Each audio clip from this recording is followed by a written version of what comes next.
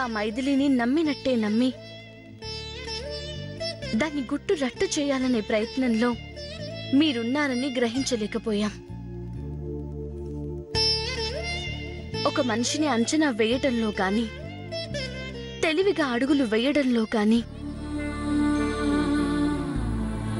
దానికే తెలియకుండా దాని బండారం బయటికి లాగాలని, నలుగురిలో దాని అసలు రూపం బయట పెట్టాలని మీరు చేసిన ప్రయత్నం మేం పసిగట్టలేకపోయాం.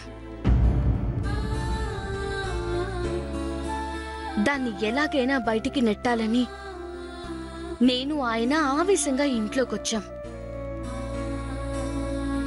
మీ అనుభవం ముందు, మీ ముందు చూపు ముందు మేమిద్దరం తేలిపోయాం. దాన్ని బయటికి పంపాలనే ప్రయత్నంలో భాగంగా మీ మనసు నొచ్చుకునే పనులు ఎన్నో చేశాం. మిమ్మల్ని బాధ పెట్టే విధంగా నడుచుకున్నాం. ఉద్దేశం మంచిదే అయినా మేం ప్రవర్తించిన తీరు మంచిది కాదని నాకు తెలుసు. దయచేసి ఆ విషయంలో మమ్మల్ని క్షమించండి అత్తమ్మా. మైథిలి ఇంట్లో నుంచి వెళ్ళిపోయింది కాబట్టి ఇక మీ ఆజ్ఞ ప్రకారం నడుచుకుంటాం. సీనయ్య నేను బయటికి వెళ్ళిపోతాం. మేమెక్కడున్నా మాకు మీ ఆశీస్సులు ఉంటాయనే నమ్మకంతో వెళ్తున్నాం.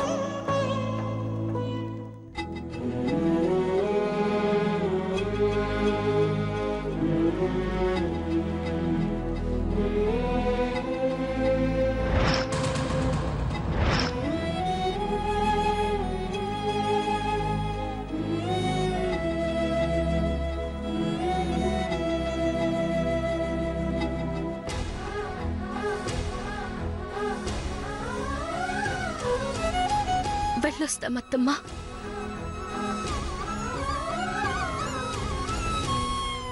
ఎక్కడికే పోయేది?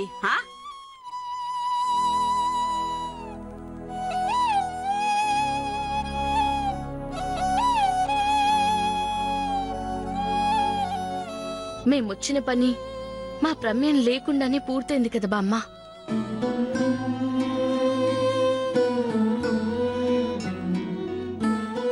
ఇంకా ఇక్కడే ఉంటే అత్తమ్మని అవమానించినట్టు అవుతుంది. అందుకని దుర్గ మిమ్మల్ని బయటికి బొమ్మని అన్నదా? చెప్పు పద్మావతి.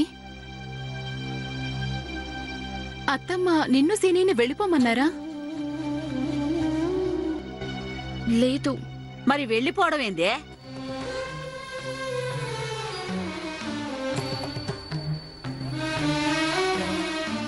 చాలా రోజుల తర్వాత ఇంట్లో అందరం చాలా సంతోషంగా ఉన్నాం. అలా అని నేను ఆనందిస్తుంటే మళ్ళీ ఇంతలో ఇదేంటి? దుర్గా అప్పుడేదో కోపంలో పొమ్మంది, మీరెళ్ళిపోయారు. పొయ్యి మళ్ళీ వచ్చిండ్రు. గట్ల మీరొచ్చినప్పుడు దుర్గ మిమ్మల్ని ఏమైనా అన్నాదా? లేదే. అంటే దాని అర్థం ఏంది? మీరింట్లో ఉండడం అత్తమ్మకిష్టమనేగా? అప్పుడంటే నేను మాట్లాడిన మాటలకి అత్తమ్మ మౌనంగా ఉన్నారు. అంతేకాని అది అంగీకారం కాదు. మీకు ఏ దోస్తే అది అనుకుంటారా? అవును పద్మావతి, కష్టకాలంలో ఇంట్లో ఉండి అందరం కలిసిమెలిసి సంతోషంగా ఉండాల్సిన సమయంలో మీరిలా వెళ్ళిపోతానంటే ఏం బాలేదు. లేడికి లేచిందే పరుగు అన్నట్టు గా సేనకి నీకు ఏది తోస్తే అది చేస్తారు గాని మిగతా వాళ్ల బాధ గురించి ఆలోచించరా? ఇలా మేం వెళ్లాలనుకుంటున్నాం, మీరేమంటారు అని బామ్మని అత్తమ్మని ఒక్క సలహా అడగకుండా వెళ్ళిపోతున్నాం అని చెప్పడమేంటి?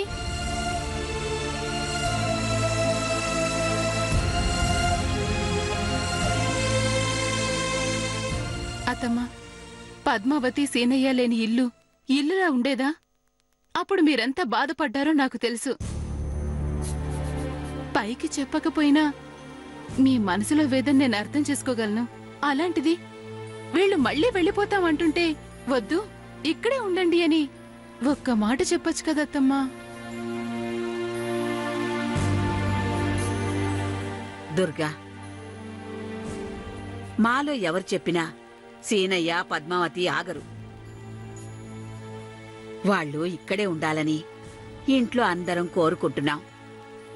నువ్వొక్క మాట చెప్తే వాళ్ళు నీ మాట వింటారు.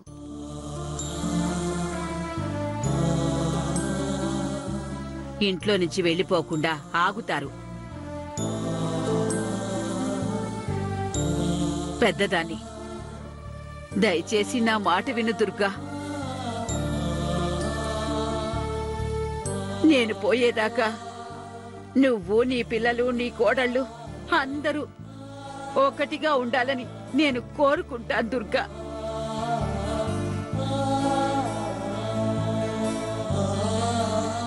మహాలక్ష్మి లాంటి కోడలు ఇంటి నుంచి వెళ్ళిపోతే ఈ ఇంటికి కళ ఉండదు, శోభ ఉండదు.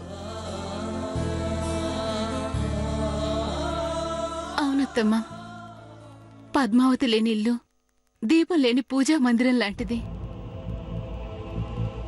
ఒక్క మాట, ఒకే ఒక్క మాట చెప్పండి అత్తమ్మా.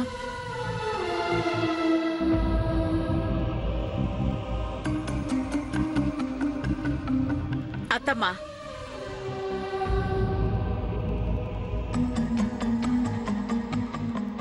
చెప్పు దుర్గా. బోనాలకు పోదామని అన్నావు కదా. అవును. గా బోనాలకు పోవాలనంటే ఇంట్లో అందరు ఉండాలి కదా.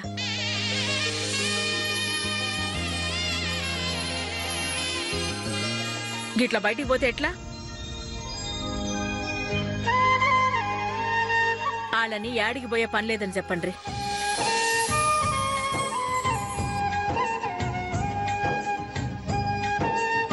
మాటలు లేకపోయినా నా బిడ్డ నా కళ్ళ ముంగట్నే ఉండాలా. కోడలు అత్తింటి గడప దాటితే పుట్టింటికి పోవాలి, ఇంకేడికి పోరాదు. గా మాట గా పిల్లకి చెప్పండ్రి.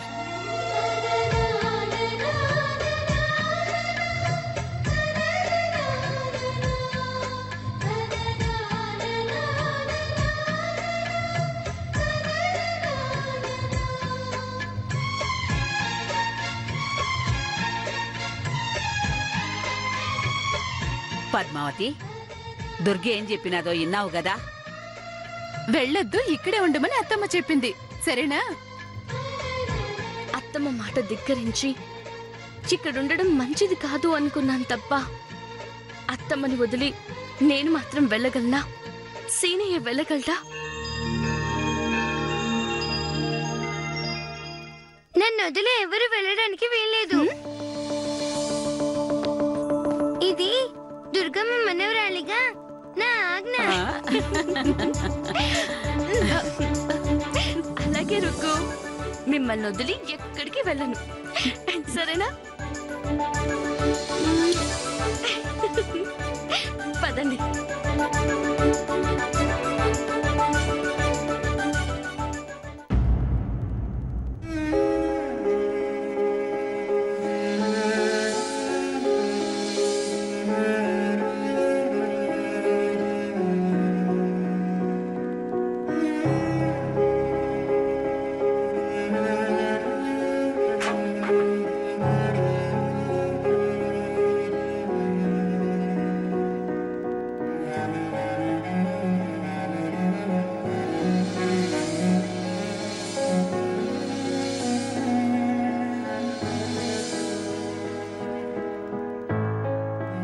ఏంటి మంగ అలా ఉన్నావు? ఇందాకటి నుంచి భోజనానికి రమ్మని పిలుస్తుంటే వినిపించడం లేదా? ఏంటి మంగ, నేను ఒక పక్కన అడుగుతున్నాను, నువ్వు సమాధానం చెప్పకుండా అలా మౌనంగా ఉన్నావేంటి? గా మైత్రితో జతకట్టి నిన్ను పద్మావతిని అనకూడని మాటలన్నాను. మీ మనసుల్ని బాధ పెట్టాను. ఇప్పుడు నాకు సమజైనదక్క గా మైథిలి ఎలాంటిదో. నేను తప్పే చేశానక్క. తప్పు చేశానని నీలో నువ్వు పశ్చాత్తాపడుతున్నావు కదా, అది చాలు మంగా. నా మొహం మీకు చూపించాలంటేనే నాకు చాలా సిగ్గుగా ఉంది. అప్పుడు వాళ్ళని అన్నని మాటలు అన్నప్పుడు లేని సిగ్గు ఇప్పుడెందుకు వెళ్ళు అని వాళ్ళని క్షమాపణ అడిగిన తర్వాతే వాళ్ళు క్షమించావంటేనే నాతో మాట్లాడు అని, లేకపోతే నీ మొహం నాకు చూపించొద్దని ఆయన అన్నారక్క. నన్ను క్షమించక్క. అయ్యో మంగా, ఏంటమ్మా మనలో మనకి క్షమాపణలెందుకు? అవును, అసలు అలాంటి ఆలోచన రావడమే తప్పక్క.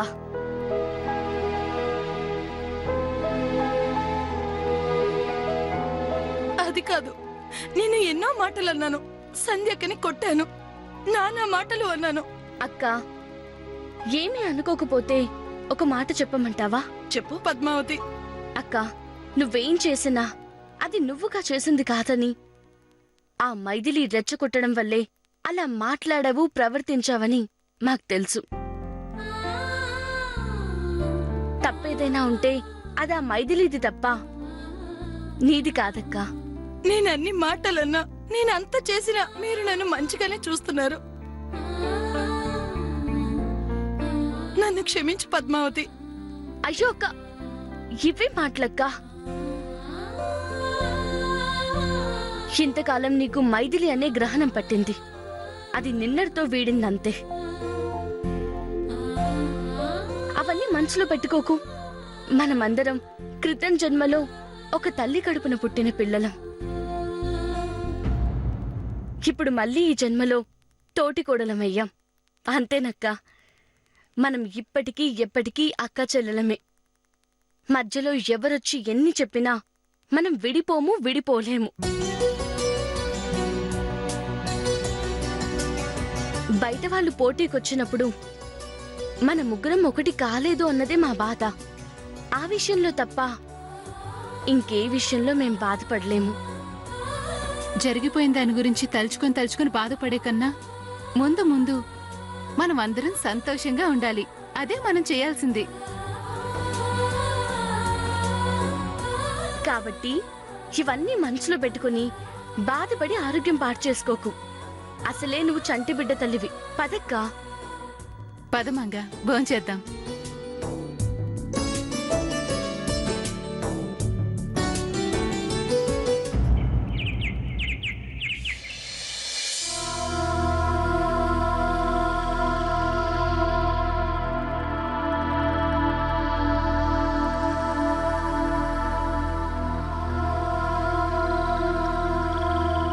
ఏందమ్మా పిలిచినవంట?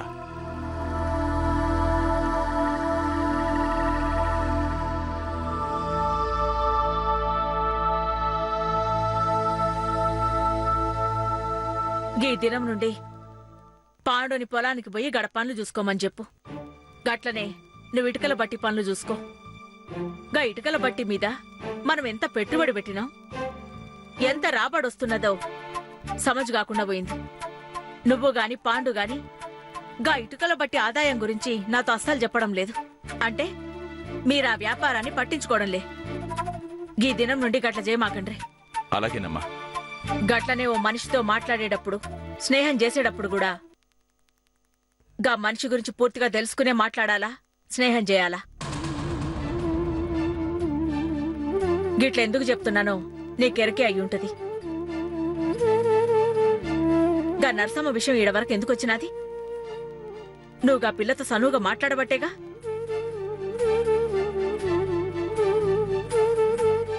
అవునమ్మా, నిజమే. గది నీకు గుణపాఠం కావాలా? మళ్ళీ గసొంటి తప్పు నీ జీవితంలో జరగకూడదు. అసలు ఇంత వయసు వచ్చి పెండ్లయ్యి ఒక బిడ్డ కూడా ఉన్న నీకు నేనిట్లా చెప్పాల్సిన స్థితి రాకూడదు. గది నువ్వే తెచ్చుకున్నావు. పరిచయమైన మనుషులు ఎలాంటోళ్ళో తెలివిగా తెలుసుకోవాలి, గంతే తెలివిగా నడుచుకోవాలి. గట్లనే అమ్మా. గా అనుభవం నా జీవితంలో మర్చిపోలేని అనుభవం. ఇక నుంచి చాలా జాగ్రత్తగా ఉంటాను. గట్ల చేస్తే నువ్వు మంచిగుంటావు, నీ పెండ్లాం బిడ్డ కూడా మంచిగుంటారు. పో పోయి పొలం పనులు చూసుకోమని గా పాండుకి చెప్పు. నువ్వు ఇటుకల బట్టి పనులు చూసుకో. గట్లనే అమ్మా.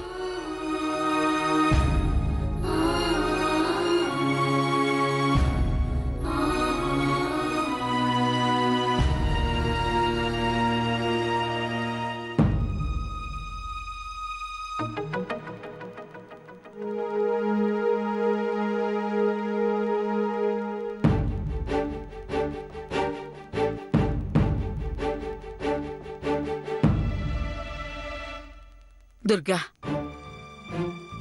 నువ్వు యాదగిరితో చెప్పిన మాటలన్నీ విన్నాను. యాదగిరికి పాండుకి బాధ్యతలన్నీ అప్పగించి మంచి పని చేసినావు. గట్లనే ఎవరెవరితో ఎట్లా ఉండాలనో చక్కగా చెప్పినావు. కానీ ఏందత్తమ్మా చెప్పండ్రి.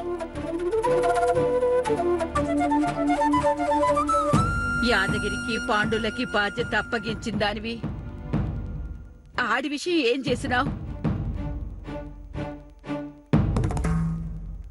గదే సీనయ్య సంగతి. వాడేదో ఆటో దోలుకొని బతుకుతా ఉన్నాడు కదా. ఏం ఆటోనో ఏమో, ఒక యాల లేదు పాలా లేదు. ఇంట్లో ఉండడు, నిద్రపోడు, సరిగ్గా తినడు. వాడి బాధ నేను చూడలేకపోతున్నాను దుర్గా. నేనే తట్టుకోలేకపోతున్నానంటే పాపం పద్మావతి పరిస్థితి కాస్త ఆలోచించు దుర్గా.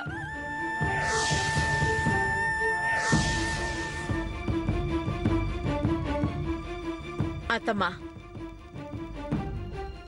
శ్రీనయ్య పడుతున్న కష్టం గురించి, పద్మావతి పడుతున్న బాధ గురించి నాకెరకనే. తెలిసి ఎలా ఊరుకుంటున్నావు దుర్గా?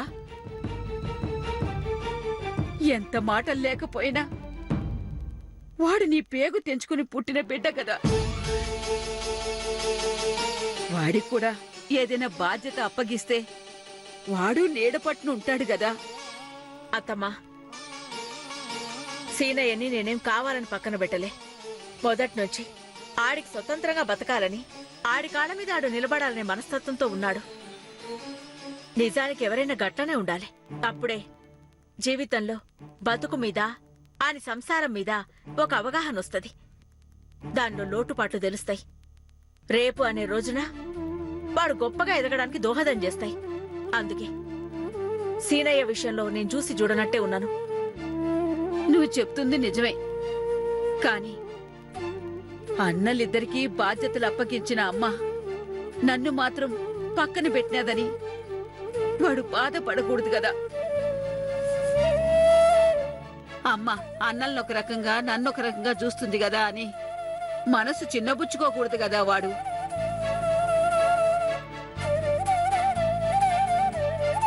వాడేంటి, వాడి స్థానంలో మనం ఉన్నా మనం కూడా గట్లనే అనుకుంటాం.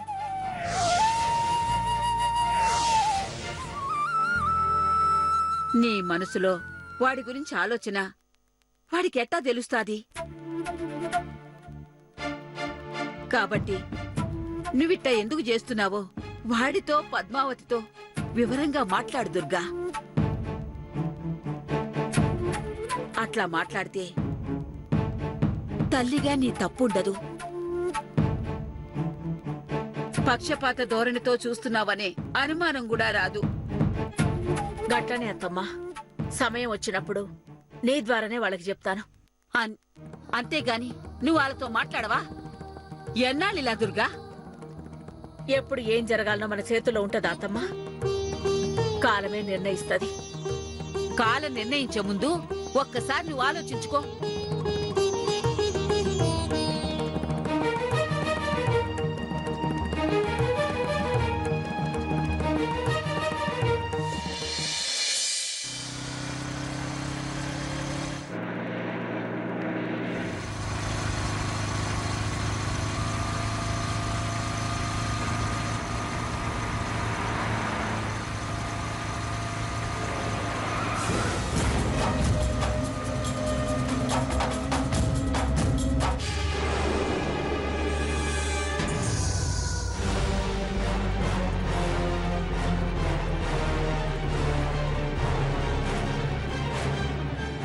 యాదగిరి ఇటువైపు ఎందుకెళ్తున్నాడు?